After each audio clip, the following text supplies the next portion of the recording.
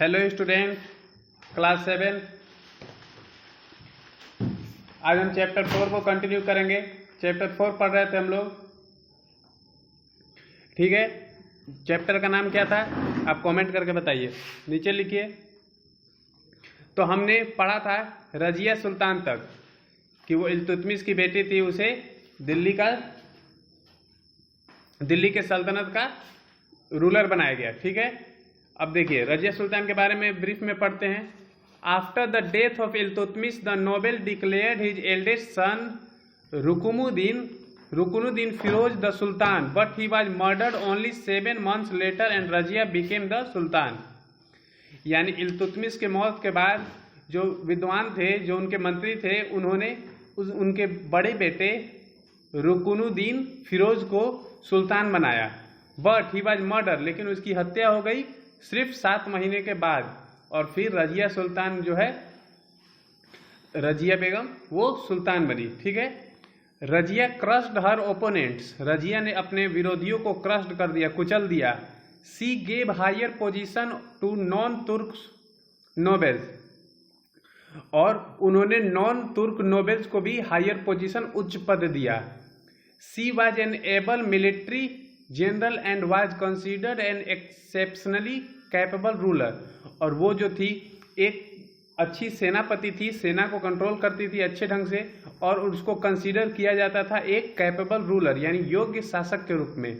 C used to get dressed up like a man while going on military expeditions, और वो जब किसी सैनिक कार्य के लिए जाती थी, सेना के कार्य के लिए जाती थी, तो वो अपना ड्रेसअप यानी कि जो पहनावा था वो मर्दों की तरह, मैन की तरह पहनती थी।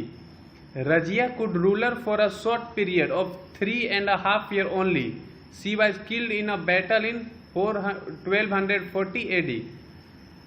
और जो रजिया थी वो बस छोटे समय के लिए बनी, जो कि लगभग 3 साल 6 महीने तक चला उसका शासनकाल, और बाद में शी वाज किल्ड, वो भी मारी गई एक लड़ाई में, एक युद्ध में 1240 AD में।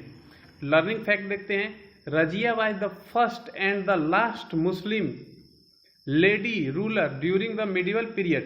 मिडिवल पीरियड के दौरान, मध्यकालीन समय के दौरान, जो रजिया सुल्तान थी वो पहली और आखिरी मुस्लिम महिला थी जो कि रूलर शासक बनी। उसके बाद ना ही कोई शासक बनी और ना ही उसके पहले कोई औरत दिल्ली सल्तनत की शासिका बनी थी, ठीक है।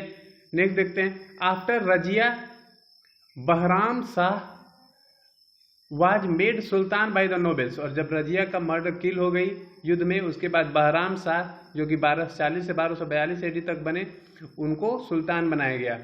He was killed in 1242 AD, और 1242 में उनकी भी हत्या हो गई। After that Alauddin Masud Shah ruled from 1242 to 1246 AD, और उसके बाद अलाउद्दीन मसूद जो थे उन्होंने रूल किया 4 साल, 1242 से लेकर 1246 ईस्वी तक। अब पढ़ते हैं Nasiruddin Mahmud. In the year 1246 the youngest son of Iltutmish Nasiruddin Mahmud became the sultan and ruler for 20 years। उनके बाद जो उनके छोटे बेटे थे इल्तुतमिश के, नसीरुद्दीन महमूद, उन्होंने 20 साल तक राज किया, वो 20 साल तक सुल्तान बने रहे। Ghiyasuddin Balban was his prime minister as well as the actual ruler, और जो गियासुद्दीन बलबन थे उनके प्रधानमंत्री थे, और माना जाता है कि वही असली शासक थे। और जो नसीरुद्दीन महमूद थे उनके हाथों की कठपुतली थे, पपेट थे, लेकिन जो असली सत्ता थी, असली ताकत थी, वो गियासुद्दीन बलबन के हाथों में थी। After the death of Nasiruddin Mahmud in 1266, Balban became the Sultan as Nasiruddin Muhammad did not have any son। और नसरुद्दीन महमूद के डेट के बाद जब 1266 में उनकी मौत हुई, उसके बाद बलबन जो था वो सुल्तान बन गया, क्योंकि नसीरुद्दीन महमूद का कोई भी बेटा, कोई भी संतान नहीं था, ठीक है। गियासुद्दीन बलबन के बारे में पढ़ते हैं, जो कि 1266 से लेकर 1286 यानी लगभग 20 सालों तक इन्होंने शासन किया। Balban was a strong and capable ruler. Balban जो थे एक ताकतवर और योग्य शासक थे। He suppressed all opposition and created an atmosphere of obedience and patriotism toward the Sultanate. और उन्होंने जो थे सप्रेस्ड ऑल ओपोजिशन यानी सभी विरोधियों की आवाज़ों को दबा दिया, उन्हें सप्रेस कर दिया, एंड क्रिएटेड एन एटमोस्फियर, और ऐसा वातावरण बनाया जिसमें देशभक्ति था, लोगों में देशभक्ति की भावना जगाई। Balban ended the power of the group of 40 Turkish nobles to consolidate his position. और बलबन जो थे वो एक 40 टर्किश नोबल्स यानी तुर्क के 40 विद्वानों का एक ग्रुप था, उसे उन्होंने एंड कर दिया अपने पोजीशन को और मजबूत करने के लिए। He did not spare any wrong door whether a common man और अ नोबल, और वो कभी किसी आम आदमी के साथ गलत नहीं होने देते थे।